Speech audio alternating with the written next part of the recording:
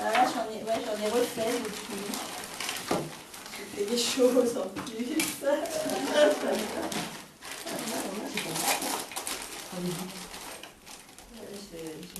Des inventions. Oui, les masques, c'est pas mal, ouais. Ça s'en sert même. Pas que le masque, voilà. Unité différente. Donc, la maman de Juliette parlait qu'elle faisait de la kiné avec de la PEP. Alors, est-ce que vous pouvez expliquer ce que c'est qu'une PEP? C'est technique. Alors, PEP, c'est PEP, ça veut dire pression expiratoire positive. Alors, c'est l'idée que cette trachée, quand on va, une fois que les sécrétions sont là, il va quand même bien falloir les évacuer. Et on sait que quand ils toussent fort, les pressions augmentent aussi, c'est compliqué, donc ça va se refermer. Plus on est dans les gros tuyaux, quand même, plus il faut quand même avoir un débit pour arriver à mobiliser ces sécrétions. Donc c'est vrai qu'on arrive à un moment, comment on fait pour les remonter le plus haut possible. Et donc la solution, c'est de stabiliser cette zone par une pression positive expiratoire. Hein. Pression expiratoire positive, PEP. Hein. C'est-à-dire qu'on va souffler contre une force extérieure. Et donc le fait de souffler contre cette force, eh ben, ça va stabiliser les parois bronchiques. Hein. Ça va maintenir ouverts les tuyaux. Donc, plus on voudra... alors après, ça dépend de l'âge de l'enfant. Donc là, oui, elle est assise sur les genoux de sa kiné. Et en fait, elle souffle. Donc souvent, on lit un lit.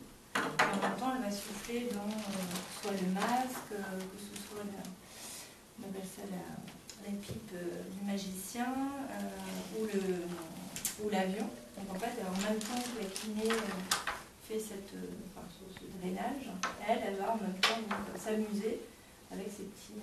c'est en période, c'est l'éducation, enfin, c'est pas forcément à une période d'encombrement. Ah si. Si, d'accord. Pas forcément tous les jours, c'est pas un jeu. Maintenant, en fait, c'est ludique. Donc un jour, elle va arriver avec son avion. Alors on a mis en place des choses. Elle avait tout ça. C'est nous. Ah oui, d'accord. C'est à l'enfant au niveau des microbes d'avoir ses Oui, ben oui, non, j'ai compris. Et vous lui avez amené en fait le kiné, donc elle connaissait l'école en fait, quelque part. Pas forcément. Non, c'est plutôt Valérie en fait. C'est formidable. Par l'intermédiaire, voilà. Par l'intermédiaire de tout ça. J'appelle ça plutôt des jouets. Ouais. C'est autre chose. Après l'enfant, voilà, des sifflets, elle va arriver dans la cuisine. On a inventé des jeux, donc avec l'avion par exemple, elle a 2 petits écureuils. Donc en fait, elle c'est le moteur.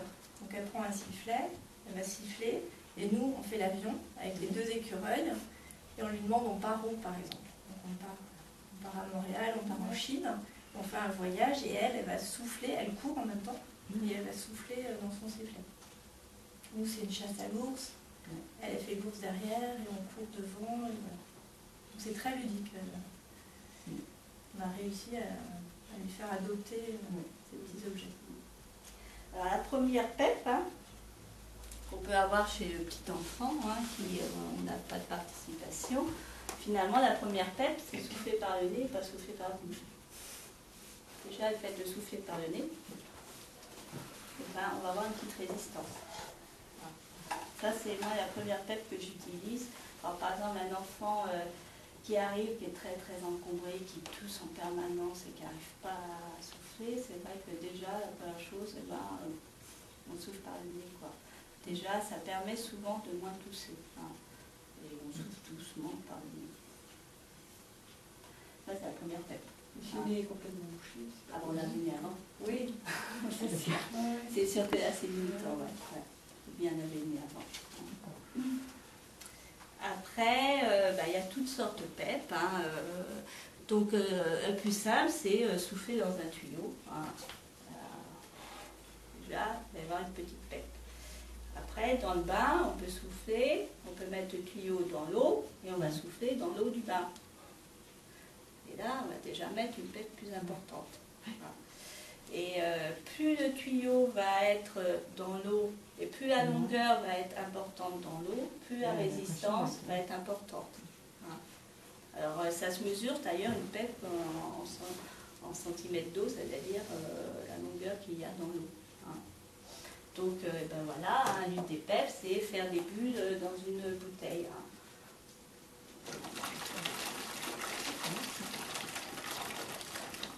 Plus c'est rigolo, hein, on peut mettre un peu de produit à mousse, alors là, ça explose.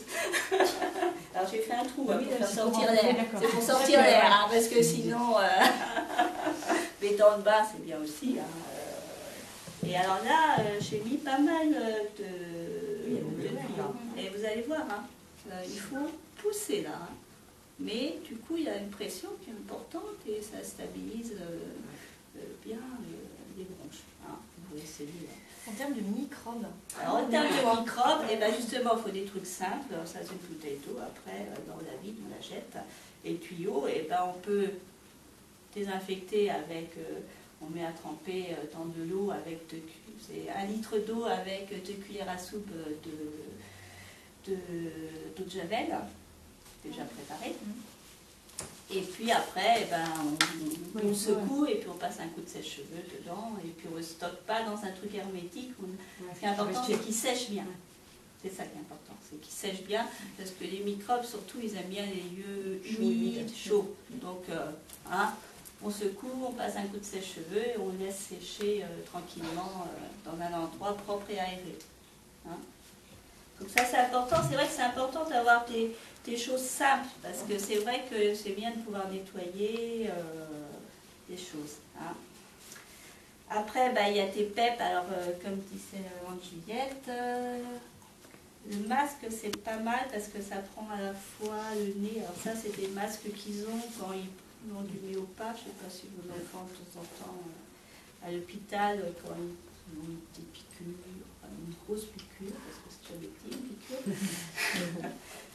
On utilise des masques comme ça hein, pour leur passer un gaz qui permet que l'enfant se détende. Dans ce cas-là, on peut récupérer le masque. Hein. Et puis là, j'ai mis un petit sifflet au bout. Là, comme le calibre était mauvais, donc j'ai mis un petit peu de choses pour que ça s'adapte. Hein. J'ai trouvé un truc pour adapter les choses, c'est se servir des tétines. C'est pas mal les tétines parce que finalement on coupe le bout de la tétine et finalement ça fait un bon joint entre un sifflet et... Il y a toujours ce problème de comment faire. Les tétines c'est très pratique. Hein. Donc voilà. Et on va souffler. Donc, alors il faut laisser... Alors là c'est un sifflet qui permet l'inspi et l'expi. Mais bon, mettre une résistance à l'inspi, ça n'a aucun intérêt pour nous. Donc c'est vrai qu'on ne maintient pas toujours, hein, l'important c'est qu'ils inspirent et puis on souffle. Hein. Ben, il faut quand même une résistance justement pour maintenir. Hein. Alors c'est vrai que si c'est en période d'encombrement, ça va être un peu dur. Hein. Mais en période où ils sont quand même juste un petit peu encombrés, ils peuvent... c'est très efficace. C'est très sent, par exemple, on sent, hop, ça permet. Voilà. Tout, c'est... La sécrétion est sortie, elle est avalée pour la plupart du temps. Ouais. Ah, ça c'est... Après, il y a des choses plus ludiques. Je l'espère.